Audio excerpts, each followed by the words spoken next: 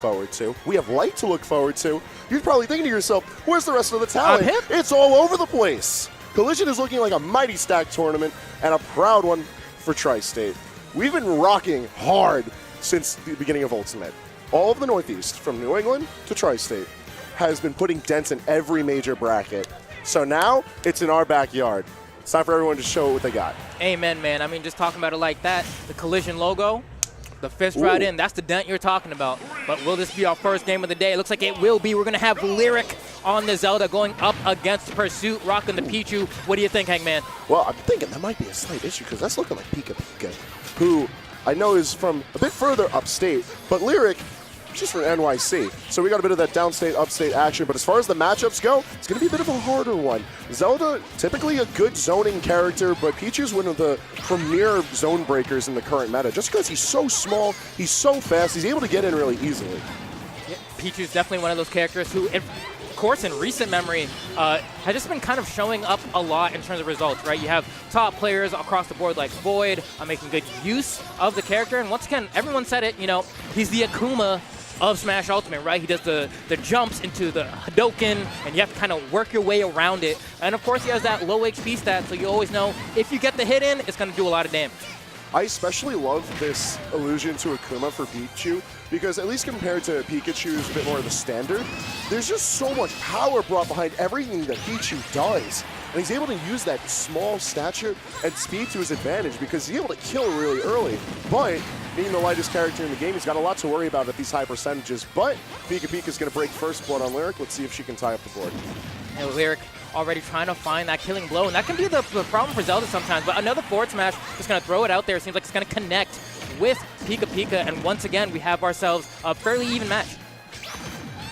I like how Lyric is using the neutral special from Zelda to try and break away PikaPika, because it's active for a decent amount of time, and it hits a lot more towards the center mass of Zelda, which is where Pichu's going to find himself a lot. PikaPika is going to find it a bit more difficult to approach from the ground, because a lot of Zelda's kit actually covers low very well, which is something not a lot of characters have. You know, I like that you say that because speaking of covering a low pretty well, she also has that Phantom, which you can use to kind of tank one of the Thunder Jolts, and then just with that, use some defensive option as well. So it's another way to cover herself as Pichu's trying to come in and threaten at the same time. Another tool I just want to bring up real quick, because we've seen it come out from Lyric a good amount now, is forward smash. Typically, usually a move that people say is one of the weaker suits of Zelda, but one thing to take note in this matchup, it lingers for a little bit. It's out there a little bit longer, and that's really good as PikaPika tries to maneuver around it. And speaking of lingering, we saw that forward tilt come out from PikaPika catching the double spot dodge. But once again, another forward smash coming out from Lyric. Lyric has been just kind of throwing him out there, and it has a pretty good percentage in terms of like how to shield poke. So if PikaPika's been shielding for even a little bit, you might find yourself on the catching end of a forward smash for sure. Well, PikaPika's finding a lot of lucky hits right now, covering a lot of space that Lyric's trying to maneuver around.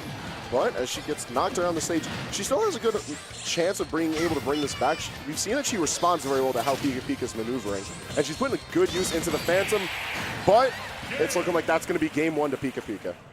Yeah, and usually, you know, kind of throwing that Feori's Wind out in the middle of neutral is definitely not a bad option, right? Of course, when it gets shielded like that, it looks terrible, right? It's like, oh man, why would you do that? That's silly. But oftentimes, you'll catch people in their movement because they're in their initial frames of their dash and they can't shield, and that's where that comes to play. You think someone's going to move, you try to Feori's Wind into them, and they find themselves on the receiving end of some punishment. Unfortunately, right there, the risk reward's kind of skewed a little bit, right? If I hit, I maybe get like 15 some odd %, but on the offhand, oh, they blocked it, I died. Yeah. So need to be a little bit careful there in terms of picking the offensive options in the neutral there. Kind of want to regain center a little bit too quickly. But, you know, there's game two to work those out.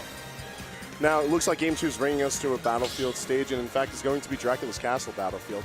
I like the triplat pick from Lyric, primarily because of the way that we've seen her maneuvering around, especially with Feori's Wind, as you mentioned, it's going to be a bit safer now. There's a lot more ground to traverse, and if PikaPika is forced to go around, moving around a lot between the platforms and trying to cover center stage, as is typical how you control this stage, there's going to be a lot more of an opportunity for Lyric to just sort of pick off Pichu with Feori's Wind. Because it looks like she's been trying to like pick wherever PikaPika is positioning in order to like catch her off guard. It's a lot more difficult when there's a lot more ground to cover. And There we go, the back air coming out from PikaPika. And we're already seeing that Lyric is kind of struggling a little bit in the juggle scenarios, right? You do have the tri-plat layout, as you mentioned now, to kind of mix up your way down. If you want to go for some cancels, you can go for it. But you have to be wary of how you maneuver through the neutral. I like to set up for the Phantom, but can't find that Fairy's win quite yet. I feel like a lot of the problem is just that Pichu can move around so freely. So a lot of the zone that Lyric is able to control, she's controlling it confidently. It's just that Pichu's able to escape with very little pressure and managing to catch the high return to stage with the Thunder. You know, and it makes me wonder, right, especially in scenarios like this, for Zelda, a lot of her killing moves come from her aerials, right? We've seen the forward smash get the most mileage and pretty much every kill thus far. But if you want to go for a forward air, back air, out of shield is going to completely whiff on Pichu, right? That low profile going to make it impossible to land that, which makes the timing for the aerial on the way down very predictable because you know when it's coming. Yeah, another issue with trying to get fair and bear is just that you have such a small target, and the sweet spot for the move is already minuscule. So even if Lyric is a good shot with those aerials, this is the hardest possible target you're getting. It's an uphill battle, but it's not impossible. She just needs to get this first stock off of him. It's hard. Wow. Charges decide to be right there. Not going to find the connection, but once again, we have a lot of Fiori's wins coming out. Finally, the whiff punish coming out from Lyric, who has managed to get, I believe, the dash attack there to get the KO, but still not able to get too much started here. Just a lot of oppressive gameplay coming out from PikaPika.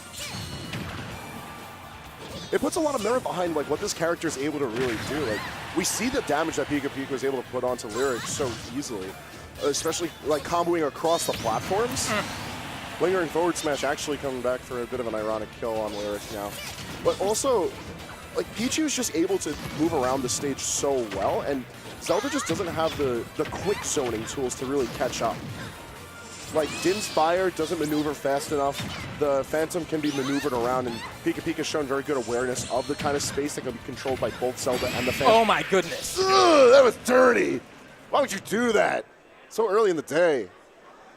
Yeah, man, Lyric gonna go ahead and wrap up that controller right quick, because that was a body bag by the end of that second game. But no, it's the kind of thing where in a matchup like that, and for a lot of matchups for Zelda as well, the moment she falls behind, she struggles dearly, right? Yes. Like, she definitely doesn't have kind of that comeback factor that a lot of other characters has, right? Let's say I'm Wolf and I land like a falling forward air at like 10%. That can go a long way, but I feel like Zelda is one of those characters where it's really hard to kind of get that moment where you snap and make a comeback just like that. So unfortunately for Lyric there, she will find herself probably going to the loser side of her pool. I imagine we're doing a winner's match right there. But good to PikaPika for kind of having that explosive ending. Yes. I feel like I haven't seen a lot of drag down Thunders.